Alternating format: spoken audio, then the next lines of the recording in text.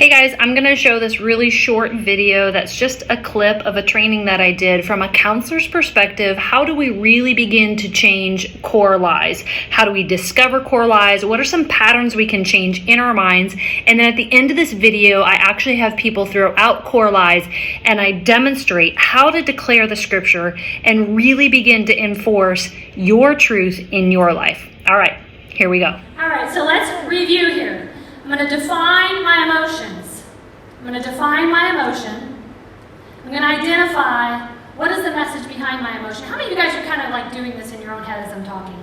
How many of you guys feel like you have kind of maybe identified one or two of your core lies? Okay, good. Praise God. Okay, so I've identified my core lie. Now I'm going to decide what do I want to do with it.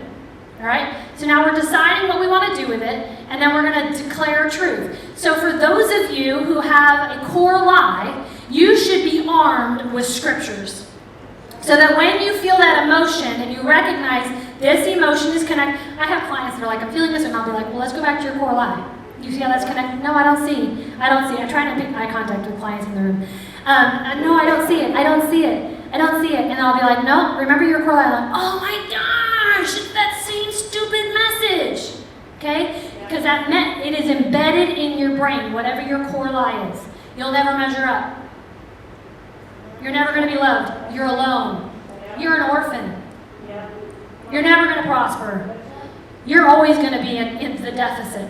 Whatever it is, and it's interesting how the enemy is specific. Specific words. He'll use very specific words. And when you identify that, you will be shocked, yet healed and delivered, because you will begin to see it. I tell people all the time, 95% of your healing is in the revealing. As soon as it's revealed, boom, because the enemy has come into the light, and he gets disarmed. So as soon as you begin to identify what is my core lie, that core lie gets disarmed and can no longer prosper in your life. Okay? So you have to be armed with your scriptures. So I tell people all the time, that's why I can very quickly quote scriptures that attack rejection. Okay, because that was the core of my depression, was rejection. I was never good enough in my own mind. Okay, I can go into all kinds of crap from my past. It's not worth my time or my energy because it's all gone now. But the reality is, I've discovered that was the rejection was, and it wasn't the rejection of people, y'all. It was my own rejection. It was my rejection of myself, and that was the core of that depression. That I was never good enough. And so I had to come up with scriptures to really attack who I really was. I am more than a conqueror in Christ. That if God is with me, who can stand against me? That God, you see me and I am the apple of your eye. You love me and you can't take your eye off me. God, when I speak, you incline your ear towards my lips. Come on. God, you never leave me, you never forsake me. God, you've never said I'm not good enough, yet you say that if it were just for me, you would have died for me on the cross. So now I'm declaring and I'm decreeing these things. Now here's what I want us to, the final step is to do. So it's define, identify the message, decide what I'm going to do with it, declare truth over it, and the final step, Pastor Laura and I were just talking about this, about how this is where we miss the mark and this is where counselors miss the mark. Then we have to do it. We have to add to our declaration an action that concretes, that seals the deal and says, now I've done it. Because the enemy wants you to think you can say it, you can declare it, you can even believe it, but as long as you don't do it, right, because our faith without works is dead. Our faith without works is dead. And so I have to choose to add to my declaration an action that demonstrates this is who I'm going to be. This is who I'm going to be. And so we have to add to that action. So that's a very important step. So it might look like I struggle with unforgiveness. But I declare and I decree, God, that you say that the grace of God is within me, and therefore I'm going to make the choice that I'm not going to, by the way, unforgiveness usually speaks the message as well. I'm just going through giving you some examples. But then the action that I would add to that is to actually do a demonstration of forgiveness. I'm going to call this person and I'm going to say, I forgive you. Or I'm going to add to my declaration an action. Okay? And that's what begins to propel me and pulls on the hem of God and brings a kingdom, a lofty kingdom idea into my natural reality. Did you all understand that? Yeah, I know you understood that. You understand? Like there's the spirit realm of all the could be's and should be's and what we really are. But if we want them to manifest in our natural reality, we do that through our action. That's why we are the intersection between heaven and earth. Okay? We are where God manifests in us and through us here on earth. And we do that through our action. All right, so we're talking about ministering to ourselves, creating some space,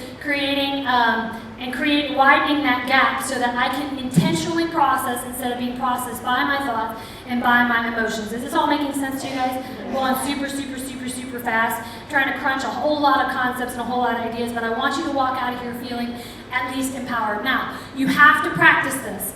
Do not wait until you are in the heat of that emotion to practice this, because you will fail. You will fail. Your emotion will win. Okay, so if you already, everybody in this room, if you are somewhat in touch with yourself, you already know this is the emotion I struggle with and this is a lie.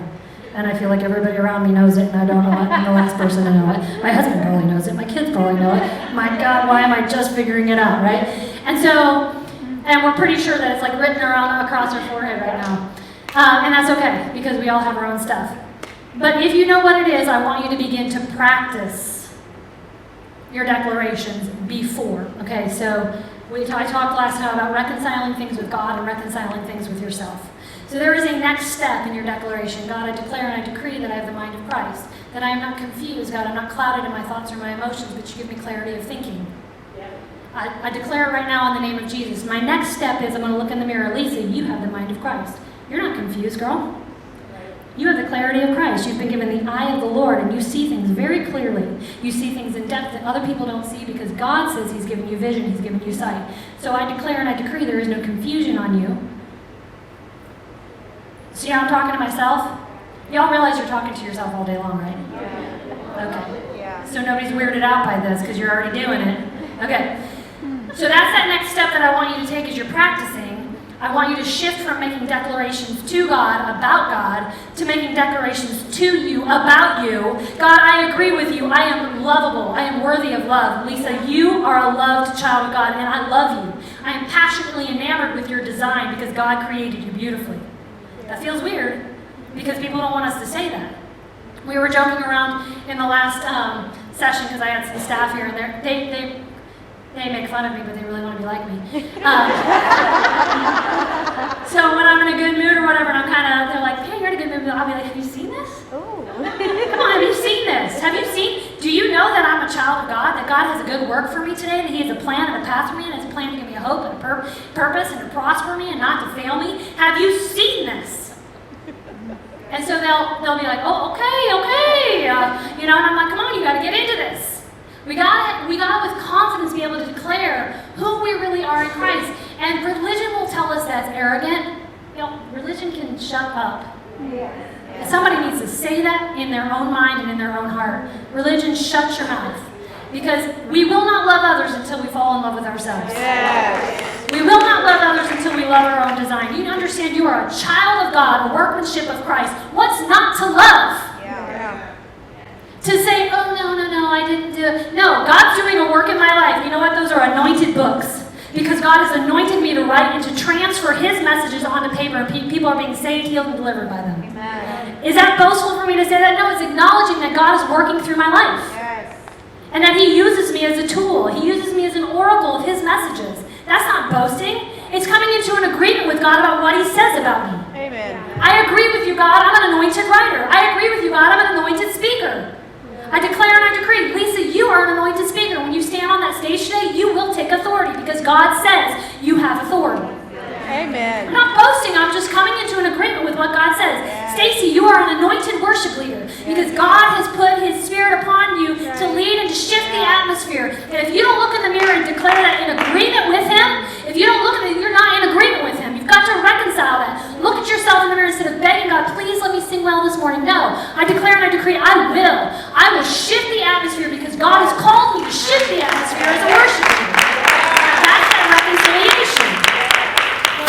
So I am so sorry, that was so my fault. I just humbly repent right now. All right. Okay, so we're going to do some demonstration, because this is when it gets fun. And I love to challenge the Holy Spirit.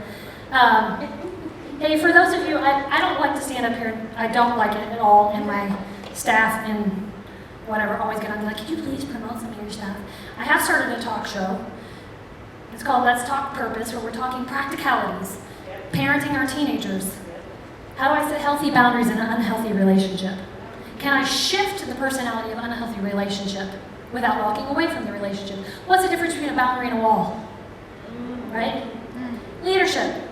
How do I become a leader as a woman in an all-male world? We're going to be talking about some real issues about in Jesus' name. Go away. Something you struggle with. Core lies. Rejection.